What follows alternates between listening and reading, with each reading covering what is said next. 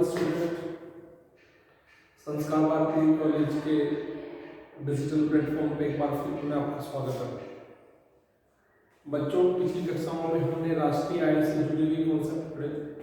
राष्ट्रीय आय के ज्ञात करने की विधियाँ, राष्ट्रीय आय क्या है, इनके मेथड्स कौन से हैं, इनके लिए कौन कौन सी विधि अप्लाई है, इनके टाइप्स क्या हैं, जीडीपी जीएनपी में अंतर है ना, ये सब समझे थे।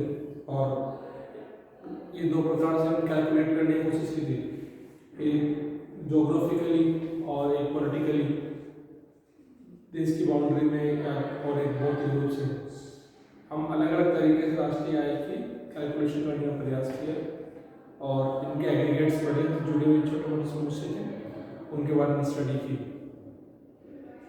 आज हम ये जो नेशनल इनकम है, इसकी कैलकुलेटिंग में, यानी कि इसकी गणना में आने वाली जो समस्याएं हैं उनके बारे में बात करेंगे कि राष्ट्रीय आय की गणना करने में कौन कौन सी समस्याएं आती है, कौन कौन सी समस्याएं नहीं आती है। इन चीज़ों का हम आज गहराई से और डीपली स्टडी करते हैं और समझने का प्रयास करते हैं कौन कौन सी समस्या आती है, नहीं आती है। ठीक है, तो इनकी पहली समस्या आती है दोहरी गणना की समस्या। कौन सी गणना की समस्या? दोहरी गणना की समस्या। गणना की समस्या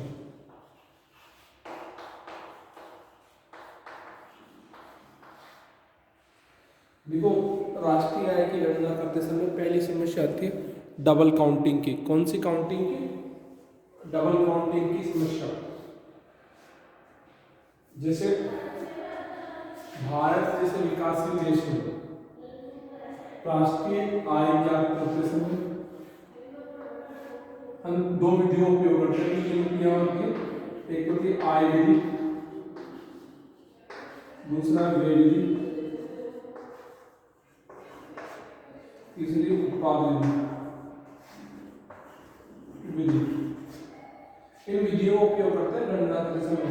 इन गणना करते समय फिर राष्ट्रीय आय की समस्या आती है। जैसे दोहरी गणना समझ, जैसे एक आपने नाम सुना गेहूं का प्रोडक्शन हम आटा के रूप में करते हैं और आटे से ब्रेड बनाते हैं। क्या बनाते हैं? ब्रेड बनाते हैं। क्या बनाते हैं? ब्रेड। ठीक है, तो एक बार हो सकता है कि जैसे 1 किलो गेहूं से ब्रेड बना, 1 किलो गेहूं की कीमत है 20 रुपये, इसकी प्राइस है। इस 20 रुपये प्राइस से इसे आटे के रूप में से 30 रुपये में बेचा। इस आटे से जो ब्रेड बना वो 100 रुपये में बिका। तो होना क्या है, या 50 रुपये में। अब गेहूं का मूल्य यहाँ भी एक बार जुड़ गया। जब देश में पूरे गेहूं के उत्पादन का मूल्य जुड़ा गया तब उससे गेहूं का मूल्य जुड़ गया। जब आटा का मूल्य जुड़ा गया तो आटे का मूल्य भी जुड़ा गया, गेहूं का मूल्य जुड़ गया। और जब ब्रेड का प्रोडक्शन हुआ तो ब्रेड के मूल्य भी जुड़ गया। तो इस गेहूं के उत्पादन का मूल्य उत्पादन एक ही बार हुआ है, लेकिन 3 बार जुड़ गया। ऐसी समस्या आती है। ऐसे ही ऐसे स्टील शीट्स या स्टील चादर की बात करते हैं कि जब लोहे का उत्पादन होता है तो उसका उत्पादन का मूल्य उससे जुड़ा जाता है। जब उससे कोई चादर बनाते हैं तो उस समय उसका मूल्य जोड़ दिया जाता है। फिर उसके बाद में उसे कोई सामान बनाते हैं तो उसके साथ उसका मूल्य जोड़ दिया जाता है। इस प्रकार से बहुत सारी बार वस्तुओं की डबल काउंटिंग हो जाती है। क्या हो जाती है? डबल काउंटिंग हो जाती है और समस्या उत्पन्न हो जाती है। क्या हो जाती है?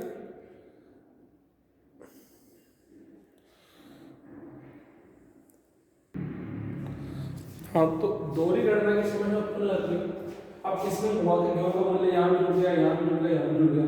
जबकि होना ये चाहिए था कि एक बार गेहूं का मूल्य जुड़ गया, आगे शुद्ध वृद्धि है, नेट वृद्धि जुड़नी चाहिए। जैसे एक बार गेहूं का मूल्य जुड़ गया 20 रुपये, इसमें वृद्धि कितने रुपये की? 15 रुपये, 15 जुड़नी चाहिए। इसमें कितनी वृद्धि की? 20 की जुड़नी चाहिए। तो ये टोटल वैल्यू होनी चाहिए 15, 20, 35, 20, 55 रुपये। अब लेकिन होता क्या है कि ऐसा जुड़ता है 20, 30 और 50, तो कितना हो गया? 100। एक तो 100 का है, एक 55 है। ये 100 इसीलिए हुआ है कि गेहूं का मूल्य 3 बार जुड़ा है, यहाँ भी जुड़ा है, यहाँ भी जुड़ा है और यहाँ भी जुड़ा है। तो ये राष्ट्रीय आय की गणना करते समय इस समस्या का ध्यान रखना चाहिए और बड़ी सावधानी से ही राष्ट्रीय आय गणना करनी चाहिए और बचना चाहिए कि कम से कम दोहरी गणना तो ना हो, दोहरी गणना ना हो। दोहरी गणना मेजर समस्या जो राष्ट्रीय आय की कैलकुलेशन करते समय उत्पन्न होती है। तो ये पहली समस्या है, दोहरी गणना की समस्या। कौन समस्या? दोहरी गणना की समस्या।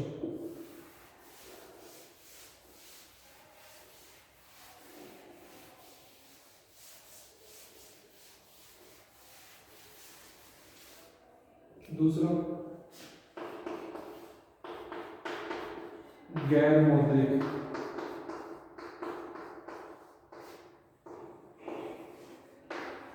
क्षेत्र का होना।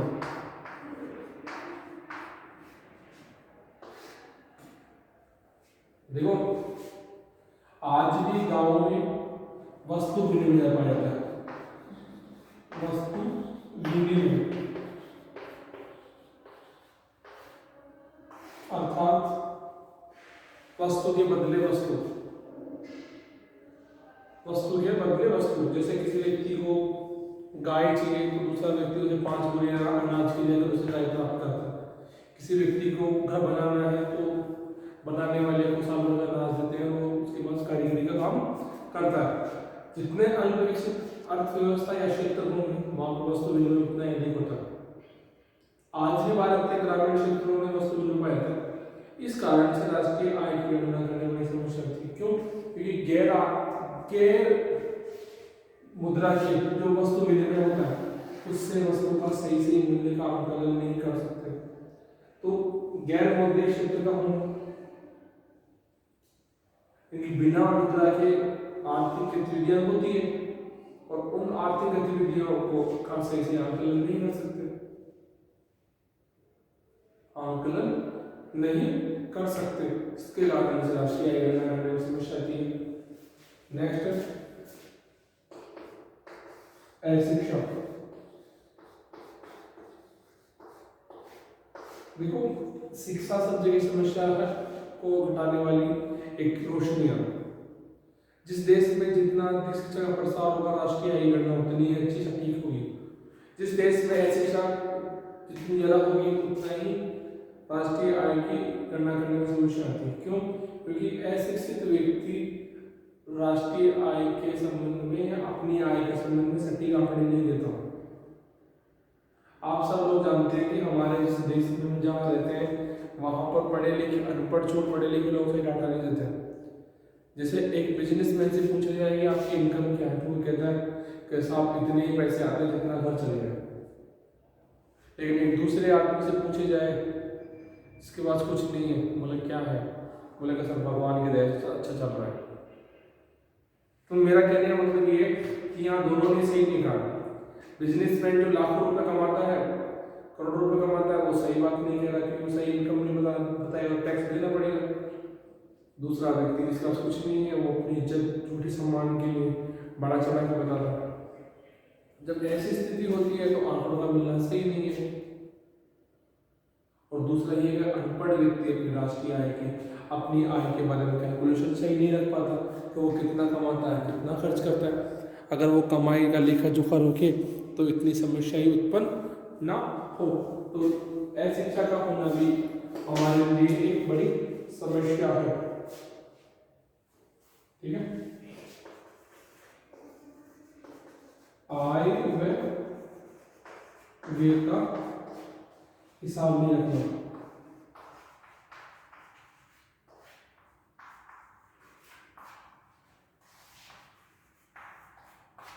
देखो नेशनल इनकम की कैलकुलेशन करते समय सबसे सबसे बड़ी समस्या ये आती है कि लोग अपनी आय व्यय का सही हिसाब किताब नहीं रखते। हाँ ये हो सकता है कि लोगों की आय का हिसाब हो, जैसे वो कहीं पे काम करता हो वर्क करता हो तो उसकी इनकम का एक फिक्स हिसाब होता है, लेकिन व्यय का हिसाब हमारे जैसे विकसित देश में संभव नहीं है और लोग रखते भी नहीं है कि वो कितना खर्च करते हैं कितना नहीं है। क्योंकि यहाँ पे किस महीने में ज़्यादा खर्च किस में कम खर्च अनियमित खर्च होता है और खर्च भी ऐसे होते हैं जिनको लेखांकन करने में बड़ी समस्याएं होती है। लेखांकन करने बड़ी समस्या आती है। ऐसी स्थिति में जब आय व्यय का हिसाब किताब ही नहीं है तो राष्ट्रीय आय की करने में बड़ी समस्या आती है। तो राष्ट्रीय आय कैलकुलेशन कैसे करें, ये करना बड़ा मुश्किल है। तो राष्ट्रीय आय की गणना करने में दिक्कतें आती है और बड़ी समस्याएं आती है। आपकी नेक्स्ट समस्या है गैर आर्थिक गतिविधियां।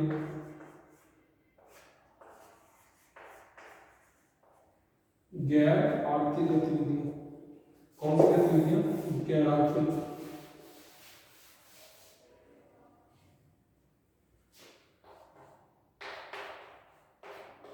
गैर आर्थिक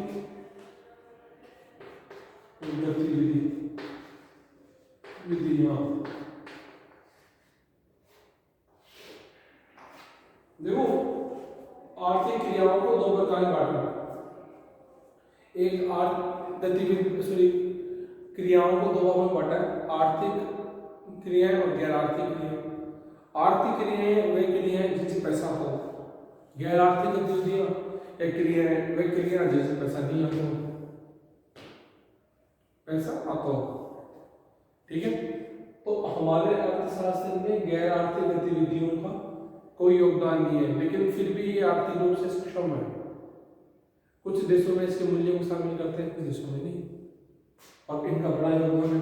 जैसे मान लो एक टीचर अपने बच्चे को पढ़ाए तो गैर आर्थिक गतिविधियां, लेकिन उसी बच्चे को वो दूसरा टीचर पढ़ाया तो गैर आर्थिक गतिविधियां। जैसे एक नर्स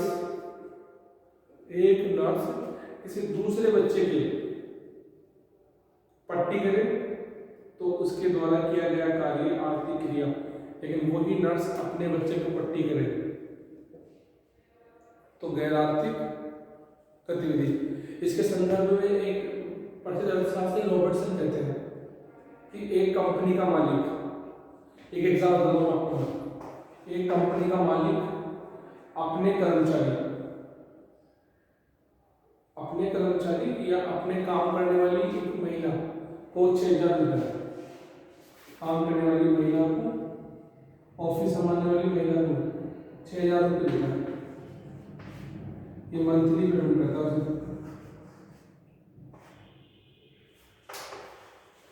मंथली पेमेंट करता है उसको। ठीक, मंथली पेमेंट करता है 6,000 रुपये या मासिक देता है। ये उसको 2 साल चुकाने के बाद वो उस महिला की शादी कर लेते हैं। अब बताओ उसकी गतिविधियां क्या होगी? उसकी गतिविधियां गैर आर्थिक होगी। क्यों? क्योंकि अब वो उसको भुगतान नहीं कर रहा, जबकि 1 महीने पहले वो भी पैसे के द्वारा किया गया कार्य आर्थिक था, लेकिन आज उसके द्वारा किया गया कार्य आर्थिक कार्य नहीं, क्योंकि उसके पैसे नहीं, लेकिन उसके कार्य का महत्व तो है।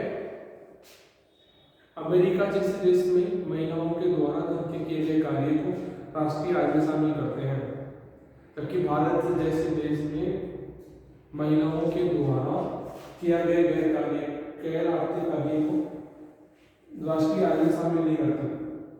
इसीलिए इसका एक बड़ा क्षेत्र होते हुए भी, राष्ट्रीय आय का बड़ा क्षेत्र होते हुए भी इसको शामिल नहीं करते, जो ये एक समस्या है और एक बड़ी समस्या है कि गैर मौद्रिक क्षेत्र के होने के बावजूद भी इसे राष्ट्रीय आय में शामिल नहीं करते।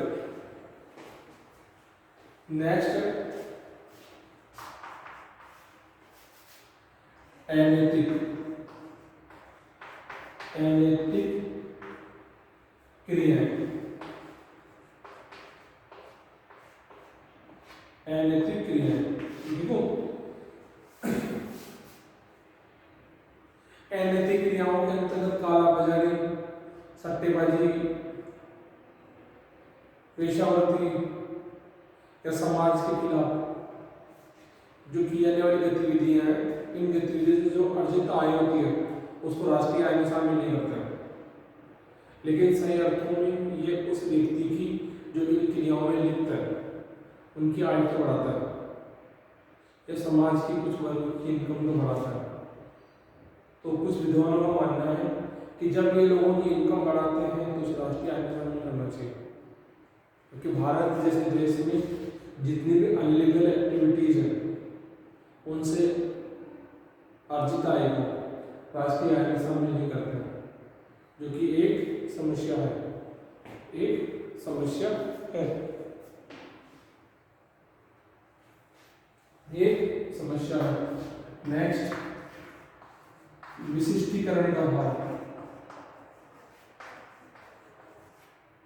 विशिष्टीकरण का अभाव। भारत जैसे विकासशील देश में विशिष्टीकरण का अभाव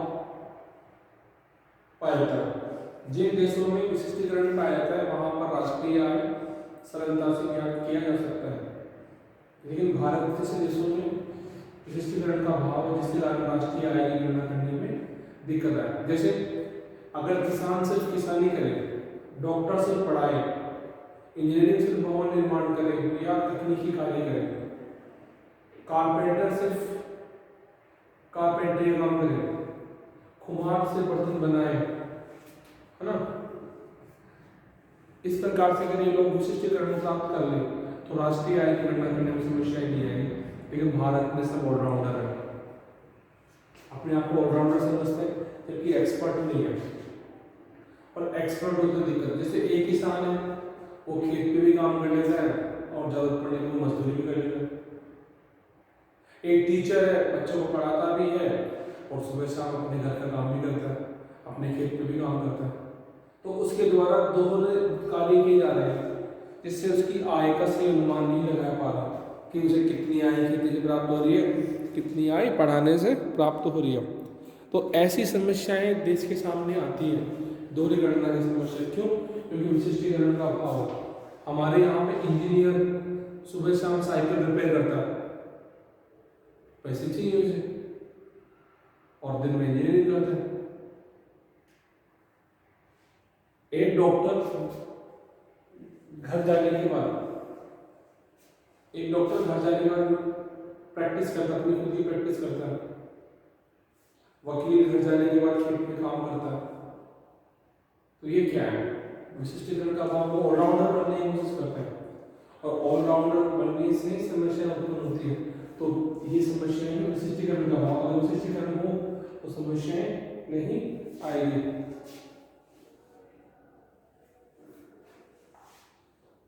नेक्स्ट है उत्पादन की छोटी छोटी इकाइयां। छोटी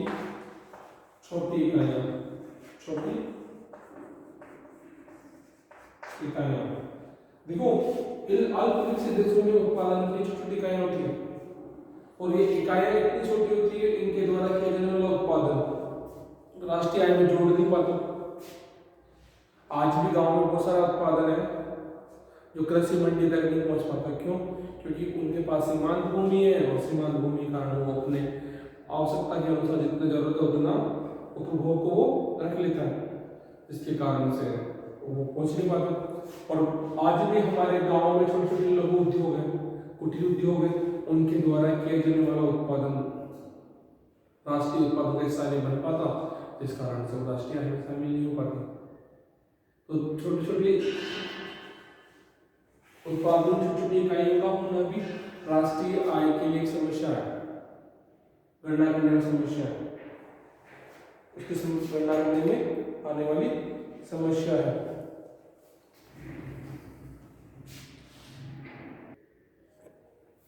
हाँ, तो ये कुछ समस्याएं थी जिनके आधार पर हम ये कह सकते हैं कि राष्ट्रीय आय की गणना करने में ये प्रमुख समस्या थी। कौन कौन सी थी? दोहरी गणना की समस्या, गैर मौद्रिक क्षेत्र का होना, अशिक्षा, आय व्यय का हिसाब किताब नहीं रखना, गैर आर्थिक गतिविधियां, आर्थिक क्रियाएं, अनैतिक क्रियाएं, विशिष्टीकरण का अभाव और उत्पादन की छोटी इकाइयों का होना। इनके अलावा भी और कमियां जिनको देखना होगा।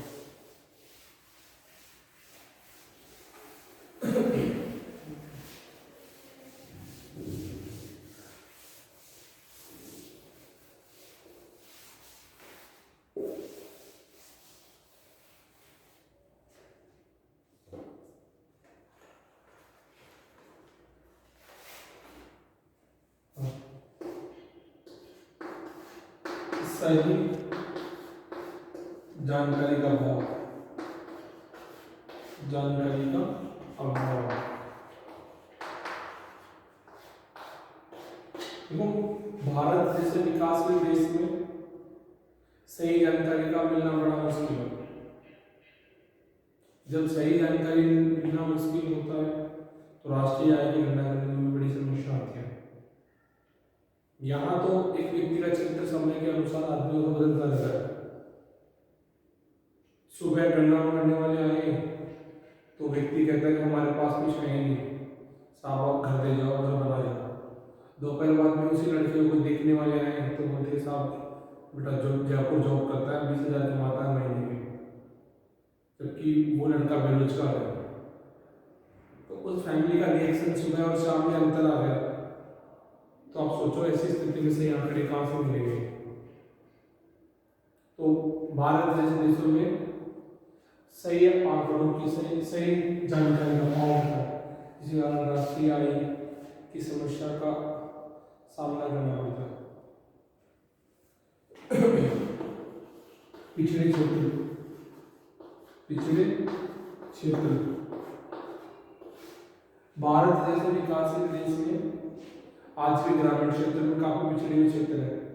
इन पिछड़े क्षेत्रों में सुविधाओं के अभाव के कारण इनके द्वारा किया जाने वाला उत्पादन बाजार तक नहीं पहुंचता।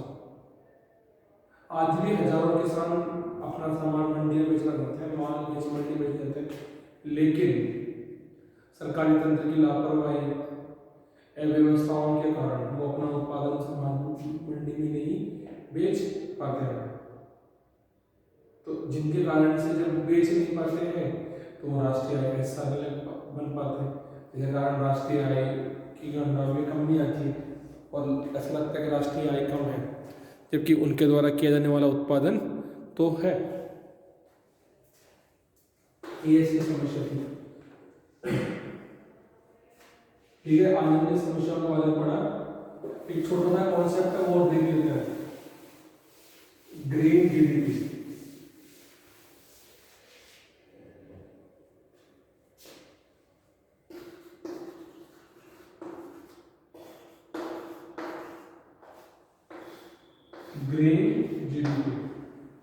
ग्रीन जीडीपी ये कॉन्सेप्ट है हरित राष्ट्रीय आय।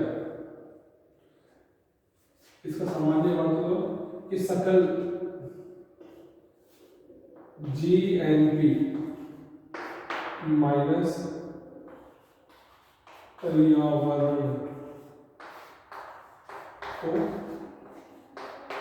होने वाली हानि, पर्यावरण को होने वाली हानि को घटाकर।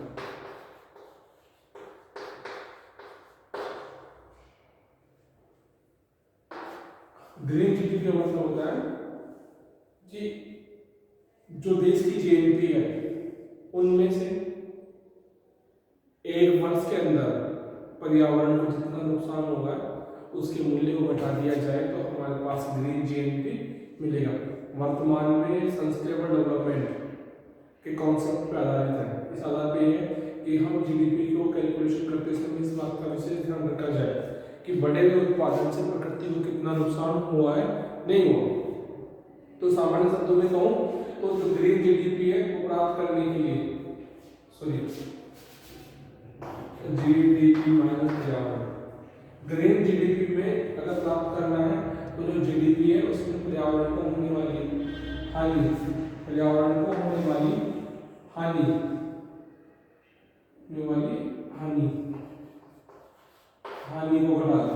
को घटाकर आप ग्रीन जीडीपी निकाल सकते हैं। जैसे एक एग्जांपल के लिए, जैसे आपकी जीडीपी थी 500 करोड़, लाख करोड़ ये जीडीपी थी, पर्यावरण को नुकसान हो गया, पर्यावरण का नुकसान कितने मूल्य का हो गया, तो 400 आपका ग्रीन जीडीपी हो गया। तो जीडीपी के मूल्य में से पर्यावरण को होने वाली हानि को घटाकर हम ग्रीन जीडीपी प्राप्त कर सकते हैं। और ये ग्रीन जीडीपी का एक छोटा सा कॉन्सेप्ट था जो अपने को पता होना चाहिए। अपने को पता होना चाहिए।